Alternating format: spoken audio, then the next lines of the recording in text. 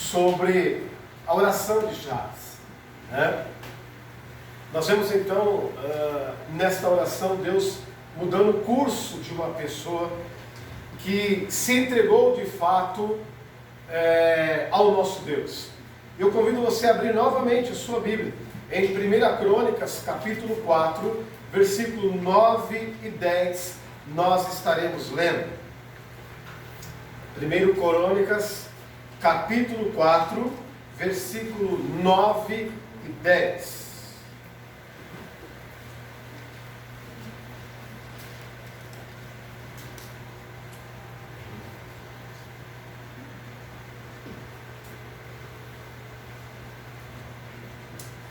Estaremos falando novamente sobre a oração de Jabes. E domingo que vem nós encerraremos esta série de mensagens sobre Jabes. 1 Crônicas, capítulo 4, versículo 9 e 10 diz assim: E Jabes foi o homem mais respeitado de sua família.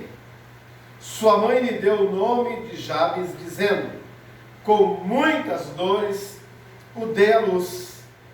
Jabes orou ao Deus de Israel: abençoa-me e aumenta as minhas terras, que a tua mão esteja comigo, guardando-me de males e livrando-me de dores. E Deus atendeu ao seu pedido. Vamos orar mais uma vez?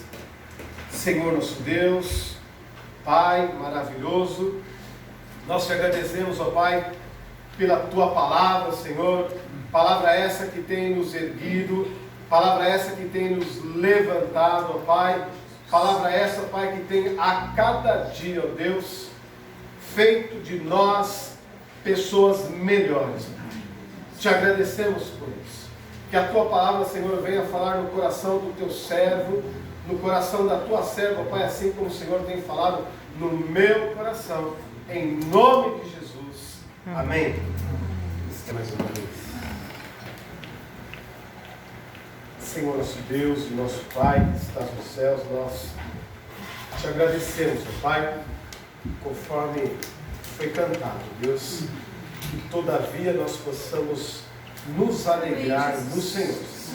Não importa, ó Pai, o que estamos passando, o que nós estamos vendo e olhando, mas que nós possamos nos alegrar no Senhor, que fez os céus e a terra, em nome de Jesus. Amém. Amém. A oração de Jabes. Existe no campo da psicanálise e também no campo da psicologia uma palavra que se chama subjetividade. Alguém já ouviu falar nisso? Subjetividade. Essa palavra ela é encontrada tanto na ciência da psicologia, como também na ciência da psicanálise. Pois bem, o que significa essa palavra no campo da ciência?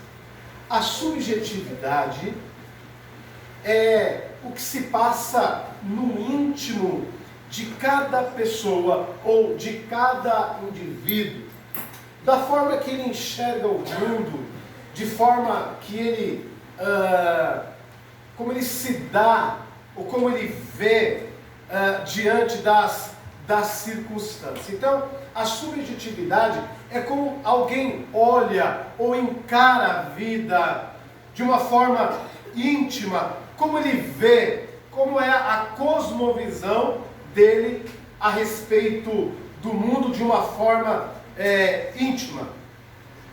É interessante, meus irmãos, mas eu sempre apliquei a subjetividade. Por quê, meus irmãos? Eu sempre apliquei na minha vida a subjetividade. Por exemplo, quando eu vou fazer uma prova, ou até mesmo quando eu passei pelo concílio, eu tenho essa estratégia, sem antes mesmo que eu de fato sabia o que significava isso, ou soube o que significava isso, eu já aplicava isso. Por exemplo, a subjetividade, né, de que forma que nós implantamos ela muitas vezes. Por exemplo, quando a gente fala, quando mais tarde, né, no futuro, nós lembrarmos de máscara, álcool gel, do que você vai lembrar? Você vai lembrar da Covid, né, do coronavírus. Quando nós falamos a respeito, quando você pensa, não vou dizer nós de uma maneira, né, não quero generalizar aqui, mas quando eu, vou falar de mim, quando eu lembro de limão, eu lembro que o limão ele é o quê? Ele é azedo, né? Isso é uma subjetividade, né? Quando você, pelo menos quando eu ouço falar, por exemplo, de Minas Gerais, eu lembro do quê? Eu lembro de queijo, né? Quando me lembro de alguém falar Bahia, eu associo o quê? A farofa, né? Quando eu falo de um belo churrasco, eu lembro de quem? De um gaúcho, né? Ou do Rio Grande do Sul. Isso é subjetividade. Quando nós fazemos associação de um pensamento, de coisas, né? Isso é subjetividade. Quando nós lembramos de fatos e coisas, isso então eu arremeto, no caso, a subjetividade. Então eu sempre usei dessa estratégia, meus irmãos, né? Quando eu estava estudando para o concílio, quando eu tinha que lembrar um versículo, eu fazia associação a alguma coisa. E isso ficava mais fácil para eu lembrar. E a subjetividade é uma coisa interessante, boa, né? Para que nós então apliquemos em certas circunstâncias nas nossas vidas. Por exemplo, eu quero me lembrar de determinada coisa, né? Eu posso então fazer uma subjetividade a respeito disso. E trazendo para os nossos dias, contemporaneizando então, nós vemos que a oração de Jabes, ele usa de uma subjetividade para escapar de um determinado período da sua vida. Como eu disse outrora, Jabes tem como significado, o nome de Jabes significava dores, sofrimento. Então quando alguém lembrava do seu nome, quando alguém citava o seu nome, atrelava essa subjetividade à dor, a sofrimento. Mas nós, como servo de Deus, como nós temos agido, o que nós temos feito, como nós temos usado a nossa subjetividade, para que temos usado isso? Então muitas vezes nas nossas vidas, nós nos lembramos de determinadas coisas e sofremos com ela. Muitas vezes nós lembramos de algumas coisas e aquilo traz tristeza, traz angústia. Faz com que nós muitas vezes somos frios. Quando nós lembramos de alguma coisa, ou no que pode culminar certa coisa. E como servos de Deus, nós não podemos ficar limitados a isso. Diante das pressões da vida, diante das circunstâncias, como você tem agido? Diante das pressões, o que você tem feito? Qual tem sido o seu relacionamento com Deus? Como você tem agido diante de Deus, diante das pressões, diante das dificuldades? Domingo passado nós falamos a respeito disso. E hoje nós estamos voltando para falarmos novamente a respeito desta oração. Meus irmãos, nós estamos vivendo um tempo que de fato as Escrituras estão se cumprindo. A palavra de Deus diz que pelas multidões de pecado, o amor de muitos iria se esfriar. E nós vemos que o amor está se esfriando não só em relação ao próximo, mas principalmente em relação a Deus. Nós, como cristãos, devemos ter essa nítida intenção, devemos ter esse nítido pensamento que Deus está acima e tudo está nas mãos deste Deus. Esse Deus nos ama, ao contrário do que muitos aí estão dizendo e pregando. Esse Deus continua na soberania de todas as coisas. Ele continua sendo soberano. Ele continua no controle de todas as coisas. Ainda que nós muitas vezes não acreditamos. E isso tem sido fato. Nos nossos dias, nos dias que nós estamos vivendo, nós temos visto muito mais testemunhos de sofrimento do que mesmo de alegria. E como servos de Deus, nós devemos fazer toda a diferença nesse mundo. E devemos saber se lidar com estas situações, com as pressões. Como se lidar com isso? Devemos aprender. Se você não sabe se lidar com pressões, você não serve para ser um servo de Deus. Porque as pressões, elas fazem parte, digamos assim, do convívio, fazem parte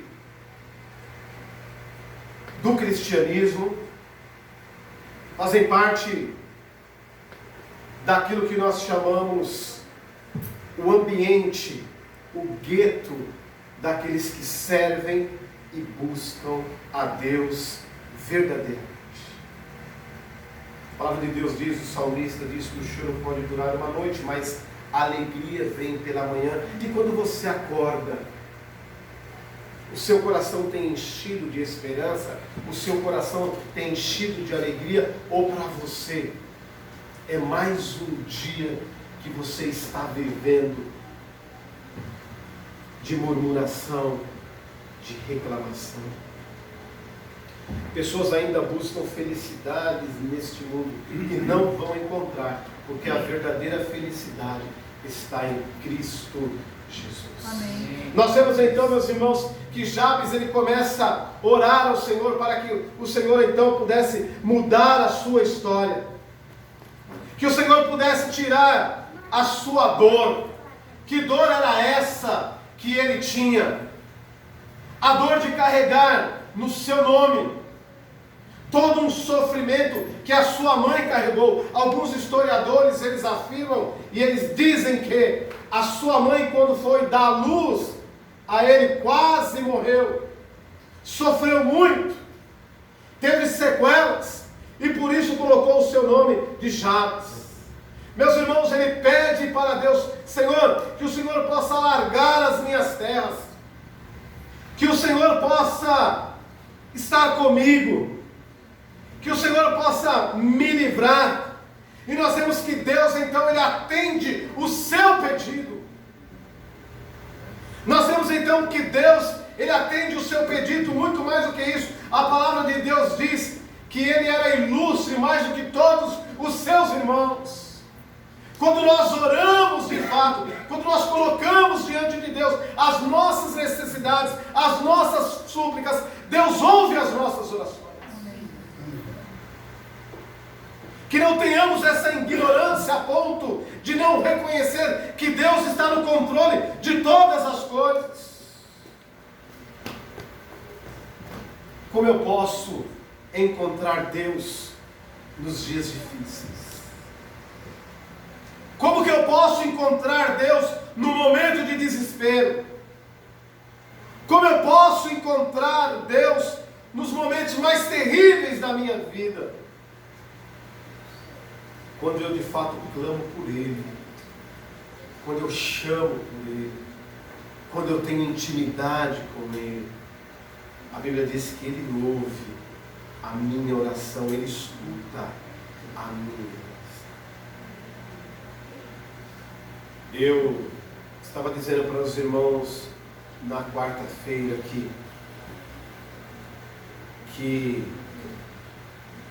tanto que nós oramos e temos orado, né, para que essa vacina ela possa, para falar a verdade, a gente não estava nem orando, né, para que tivesse uma vacina, mas a nossa oração ela sempre foi feita para que Deus tirasse essa pandemia, que nos livrasse de todo o mal. Eu não consigo enxergar como servo de Deus, eu não consigo enxergar, meus irmãos, que essa vacina não seja de fato fruto das nossas orações. Eu disse essa semana para uma pessoa, para um pastor, que se essa vacina ela tivesse aí o aproveitamento de 1%, que fosse para nos livrar desta doença, na minha visão, já seria a resposta. Se fosse 5%, já seria a resposta de Deus. 10% já seria a resposta de Deus. 20% já seria a resposta de Deus. Muitos passarão por essa pandemia e serão os verdadeiros assintomáticos. Então imagine você, se essa doença, se essa vacina, 10% ela tivesse de cura, já seria o bastante, porque seria fruto das nossas orações. Glória a Deus. É nisso que nós temos que crer. O nosso Deus ele é tão grandioso, meus irmãos. Nosso Deus é tão maravilhoso. Eu tenho visto os pastores de igrejas aí, né? Quase todas elas, essa pandemia tem vitimizado pessoas, levado pessoas.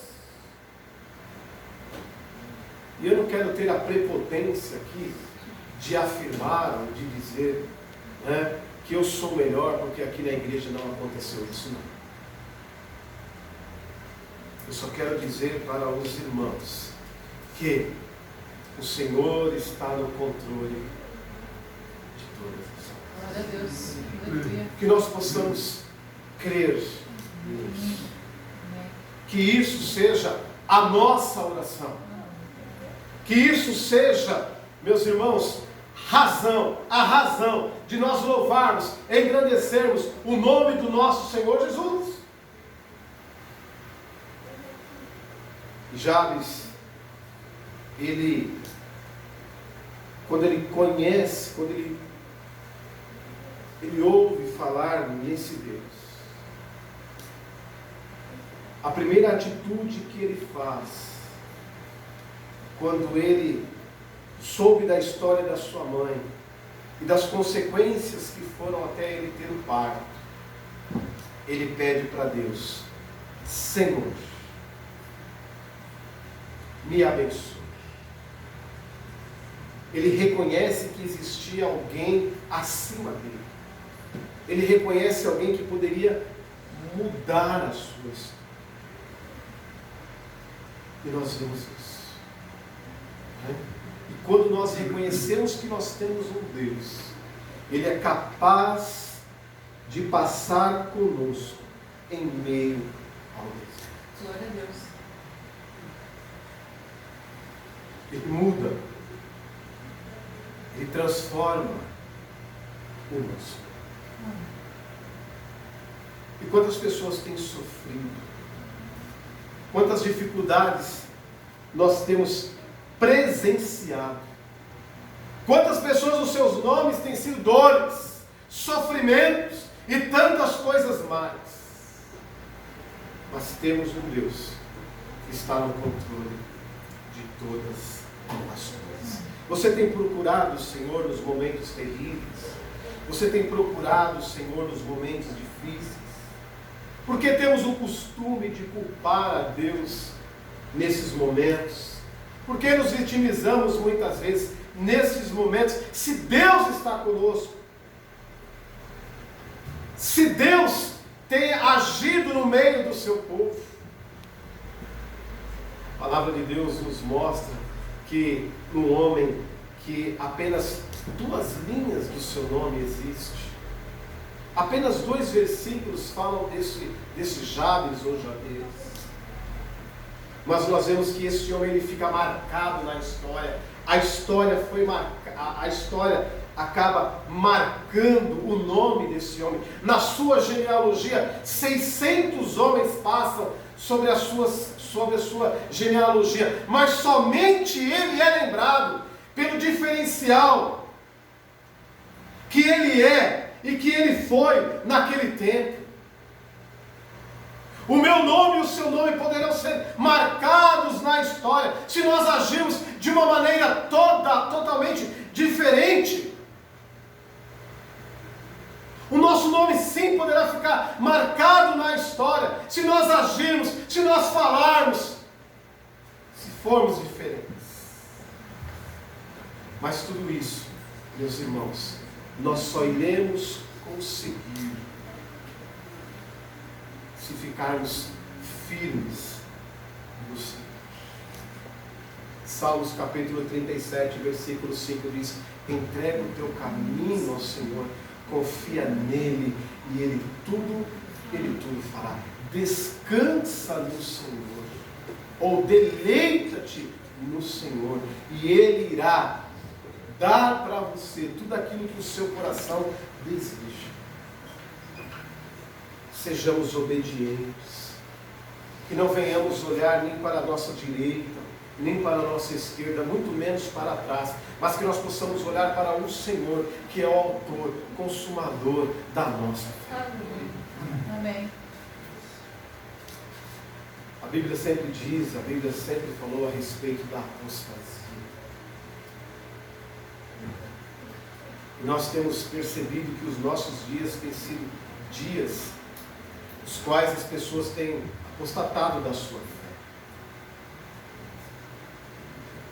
As pessoas muitas vezes elas querem motivos para esquecer o que elas estão passando. As pessoas hoje elas preferem qualquer coisa as pessoas preferem hoje, ou elas buscam esperança em qualquer coisa hoje em dia. Qualquer falsa promessa, ou qualquer promessa mentirosa, as pessoas correm atrás. As pessoas estão afim de ver e contemplar nas coisas a sua fé. Não é isso, meus irmãos, o que a palavra de Deus nos diz. Bem-aventurado aqueles que não viram e creram. E o apóstolo Paulo diz que aquela fé a qual nós vemos, isso não é fé. Fé é aquilo que nós não enxergamos, nós não vemos, mas nós sentimos e sabemos que vai acontecer, que o Senhor vai agir. Isso é fé. Isso é certeza de que Deus está conosco. E Jabes, ele tinha essa certeza que Deus iria agir na sua vida. E a palavra de Deus diz que ele foi o mais respeitado dentre a sua família. Eu estava um dia desse lendo uma literatura do Cortella, do filósofo, e eu achei algo interessante, né? Acredito que eu já tenho até dito para os irmãos, né? Ele disse que não existe velho. Ele estava falando para a pessoa, né? Ele disse que não existe velhos, né? O que envelhece, de fato, é a cabeça. E isso é uma grande realidade. Hoje eu vejo pessoas idosas fazendo muito mais planos para o futuro do que mesmo nós. E quando ele disse isso, me despertou uma coisa interessante também, né? Existem pessoas novas, adolescentes, jovens, que a sua cabeça, a sua mentalidade é de uma pessoa de idade. Portanto, existem idosos, né, que contudo têm os seus pensamentos, os seus planos de uma pessoa que deveria ser nova. Então eu comungo dessa ideia com ele, que velho de fato é a cabeça. A cabeça envelhece, o homem não. Quantas pessoas têm envelhecido? Quantas pessoas têm ficado doentes? Por quê? Porque os problemas, a falta de fé, a falta de esperança tem cauterizado a sua mente. Pessoas ansiosas, pessoas agitadas, pessoas muitas vezes que não têm o mínimo de paciência. Por quê? A falta de fé, a falta de esperança, a falta de amor, a falta de leitura, a falta de relacionamento. Tudo isso tem faltado nos nossos dias de hoje. Sabia que a leitura, ela renova a nossa mente? Sabia que quanto mais você lê, mais você renova a sua mente? Você sabia que a nossa mente, o nosso cérebro é um músculo? Você sabia disso? Quanto mais você trabalha ele, quanto mais você lê, quanto mais você exercita, mais saúde você tem. Você sabia disso? Então muitas vezes as pessoas se preocupam muito com o corpo e esquecem que a sua mente, ela é um músculo também, que precisa ser exercitado. Você sabia disso? Eu conheço pessoas que não sabem nem o número do telefone da sua própria casa. Eu conheço pessoas que não sabem qual o número do seu celular. Não sabem dizer. Eu estou falando isso de pessoas idosas? Não, estou falando isso de jovens. Tem pessoas que quando perguntam para ele qual o CEP de onde você mora, ele não sabe o CEP. Tem pessoas que não sabem o RG. Se perdeu o RG, não sabe. Se perdeu o CPF, não sabe o número também. Alguém sabe aqui nessa noite o CPF, o RG de cor? Levanta a sua mão. Só CPF.